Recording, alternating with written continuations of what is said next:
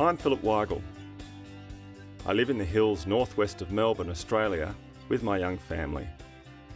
I'm a fly fisher. I don't mean I'm just someone who likes to go fly fishing in their spare time. It's more or less my life. I write books about it.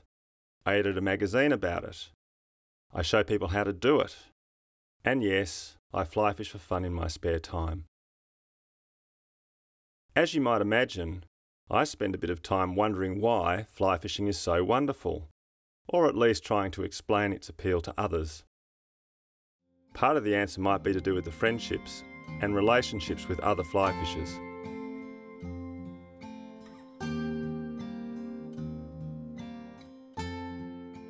This is my little brother Mark. Well, little in years. As you can see, he's actually 3 inches taller than me. We've fished together almost as long as I can remember, and today we're at it again.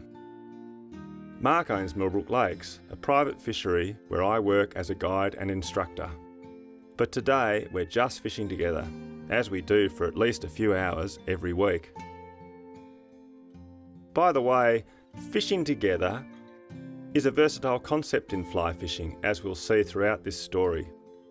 Sometimes it means hardly seeing your companions all day, merely starting out on the same river or lake, then catching up again after sunset. At the other extreme, you do indeed fish side by side, perhaps taking turns to have a shot at a fish or a nice pull.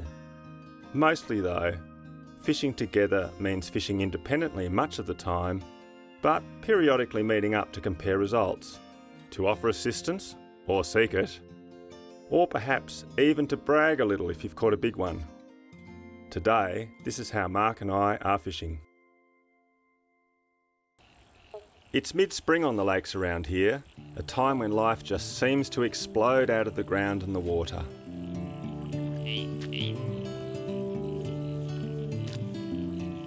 While this almost perfect blend of sun and rain persists, everything seems in a hurry to grow, including the trout. The insects are particularly busy too, and that's a good thing for a fly fisher.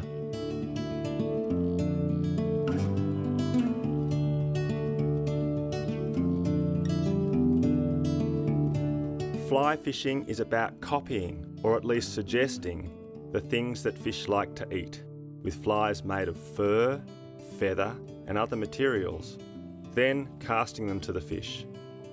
The long, swishy fly line is actually our casting weight, not the fly. So the flies themselves can be as tiny and as delicate as you like.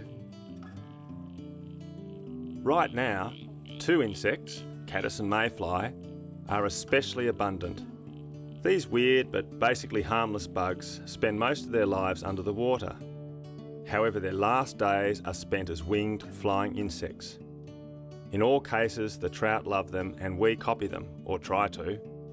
We live in hope that if we present our frauds realistically and without the trout being aware of us, they'll eat them, and we might catch them.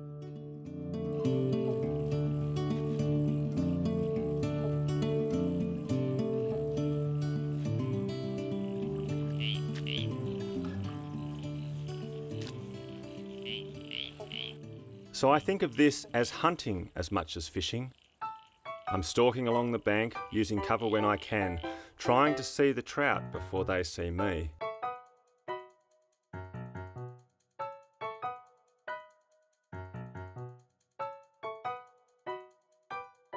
My weapon right now is a stick caddis imitation.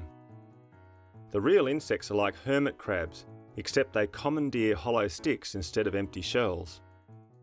Their camouflaged homes would be the perfect disguise from the marauding trout, except the caterpillar-like grub inside needs to pop out and paddle to move around. The trout soon learn that sticks dragged behind feebly paddling yellow grubs are a good meal. And as I said earlier, there are plenty of real stick caddis around right now.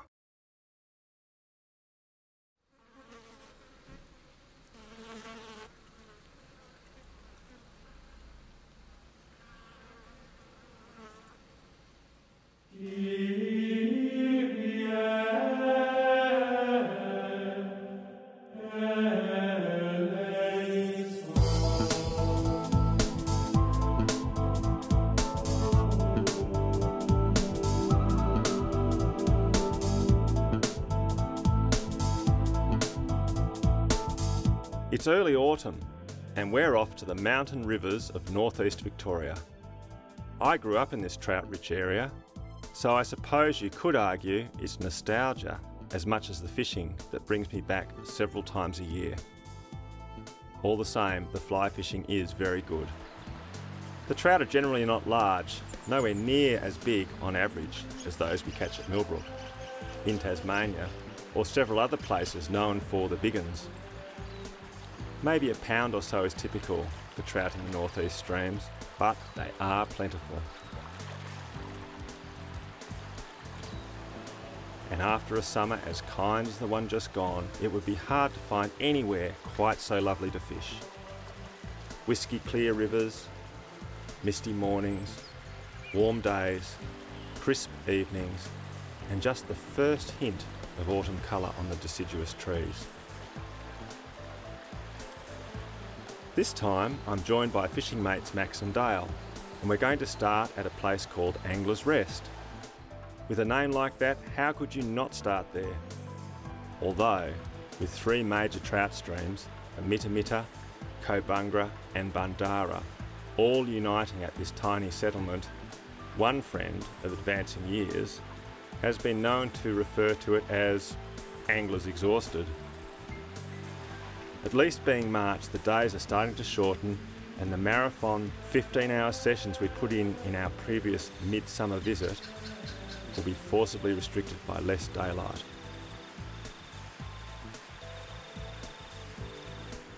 Home for the next few days will be a 100-year-old cattleman's hut. It lacks electricity, but it does have 4 walls, a roof that doesn't leak, a gas stove, wood heater and a hot shower. Downright luxurious. Best of all, it's only 100 metres from the Bundara River.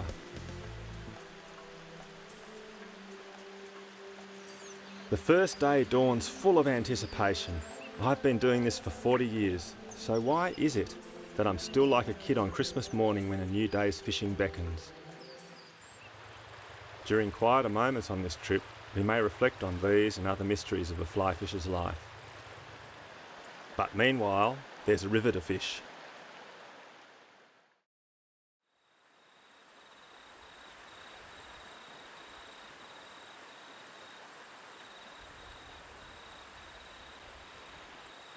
After the usual first day indecision about which of the many options to choose, we settle on the Mitta itself, or the Big River, as some maps insist on calling it.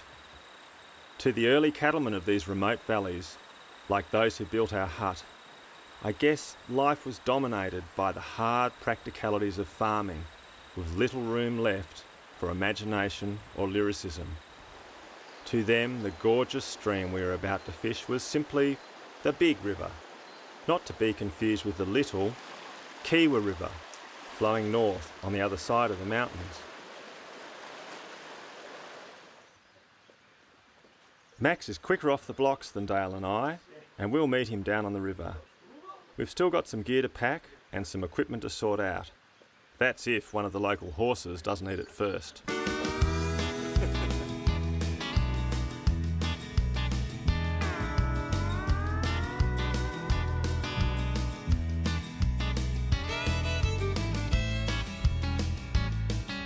We head to a lower section of the Mitter before the morning cloud has burned off.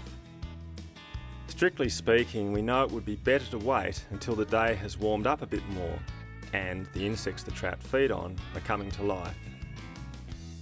However, there's as much chance of keeping us off the water as keeping my little boys from the backyard after the Easter Bunny has visited. So Dale and I stride down the steep track to the river and make a start.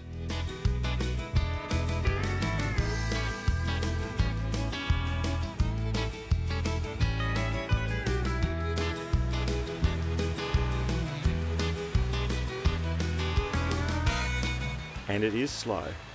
Slow enough that after an hour or so with hardly a touch between us, the feeling begins to build that's halfway between frustration and bewilderment.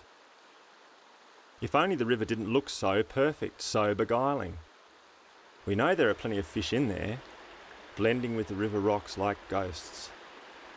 I'm fishing a dry fly called a stimulator on the surface, with a Cadillac nymph trailing about a metre below, trying to cover both bases. The fly names might sound impressive, but the trout aren't buying. For the first time that day, the warmth and light of the cabin is a better offer than a trout stream, and I walk back under a rising moon.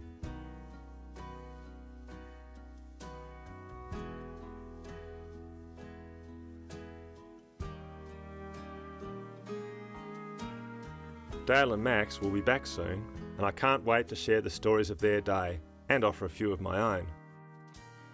Meanwhile, there are no distractions and it's a good time to complete my journal. As always, this particular entry will be a reliable record, a source of some certainty for a time in the future, and often not far into the future, when our memories begin to muddle days and trips. Journals are useful for fishing writers, but just as significantly, I know friends like Dale and Max will one day ask a question like, "Hey Phil, when was that trip to the Mitter where you missed the monster on the rock face pool?" Big fish lost tend to linger in the mind long after those caught.